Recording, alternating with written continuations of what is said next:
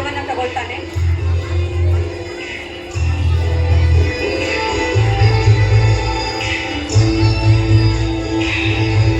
ಗಿಡಗಳಿಗೆ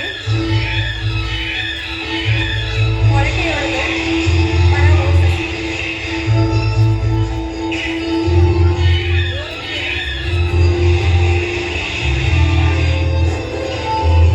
ನೋಡಿ, ನೀರನ್ನು ಹಾಕಿದಾಗ ಗಿಡಗಳು ಸ್ವಚ್ಛಂದವಾಗಿ ಮರಗಿಡಗಳು ಬೆಳೆದು ನಿಂತಿವೆ.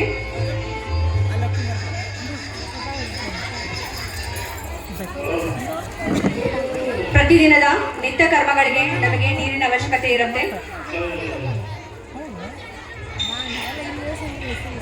ಮುಂಜಾನೆ ಎದ್ದು ನಾವು ನಿತ್ಯ ಕರ್ಮಗಳಿಗೆ ನೀರನ್ನು ಬಳಸ್ತೀವಿ.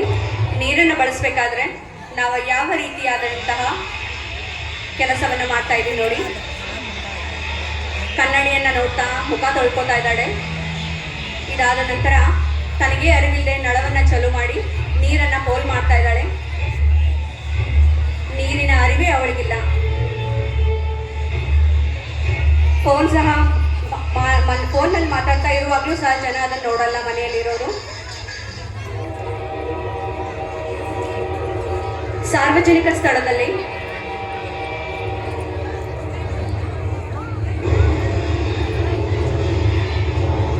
ರೈಲು ನಿಲ್ದಾಣದಲ್ಲಿ ಬಾಯಾರಿಕೆಯಾದಾಗ ಅಲ್ಲಿರುವ ನೀರನ್ನು ಬಳಸಿಕೊಳ್ಳುವಂತಹ ರೀತಿ.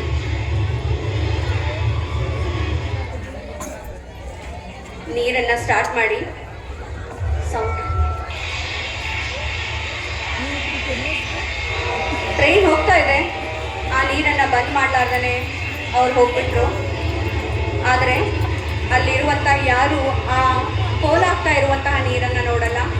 ನೀರು ಪೋಲಾಗ್ತಾ ಇರತ್ತೆ. ಅಲ್ಲೇ ಫೋನ್ನಲ್ಲೇ ಕೆಲವೊಬ್ರು ಮಾತಾಡ್ತಾ ಇರ್ತಾರೆ, ವ್ಯಾಪಾರಸ್ಥರು ಇರ್ತಾರೆ, ಅವರೆಲ್ಲ ಅದನ್ನು ನೋಡೋದೇ ಇಲ್ಲ. ನೀರು ಪೋಲಾಗ್ತಾ ಇದೆ, ನಮಗೆ ಅರಿವಿಗೆ ಬರ್ತಾನೆ ಇಲ್ಲ.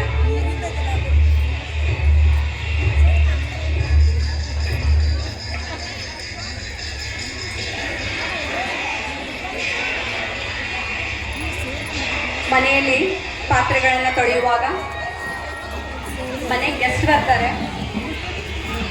ಗೆಸ್ಟ್ ಬಂದಿರುವಂತಹ ಸಂದರ್ಭದಲ್ಲಿ ನಾವು ನೀರನ್ನು ಪೋಲ್ ಮಾಡ್ತಾನೆ ಇರ್ತೀವಿ.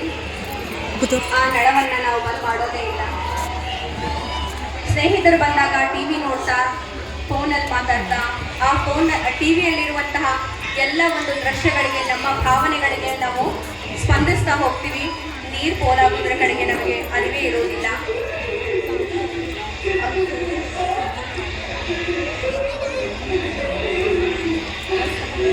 ನಾವು ಸೀರಿಯಲ್ ನೋಡ್ತಾ ಇರ್ಬೇಕಾದ್ರೆ ಇದೇ ರೀತಿ ಮಾಡ್ತೀವಿ ಅಂತ ಅನ್ಸುತ್ತೆ ನೋಡಿ. ಅವ್ರು ಸೆಲ್ಫಿ ಸಹ ತಗೊಳ್ತಾ ಇದ್ದಾರೆ, ಫೋನಲ್ಲಿ ಮಾತಾಡ್ತಾ ಇದ್ದಾರೆ, ಎಂಜಾಯ್ ಮಾಡ್ತಾ ಇದ್ದಾರೆ. ಆದ್ರೆ ನೀರು ಪೋಲಾಗ್ತಾ ಇರೋದ್ರ ಬಗ್ಗೆ ಅವರಿಗೆ ಅರಿವೇ ಇಲ್ಲ.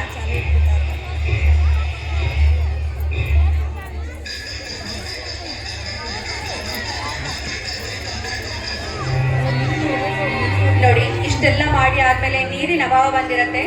ರೈತ ಬಂದು ಹೊಲದಲ್ಲಿರುವಂತಹ ಎಲ್ಲ ಮೊಳಕೆ ಹೊಡೆದಿರುವಂತಹ ಬೀಜಗಳನ್ನ ನೋಡ್ತಾನೆ. ಅವೆಲ್ಲ ಬಾಡಿ ಬಗ್ಗಿಬಿಟ್ಟಿವೆ.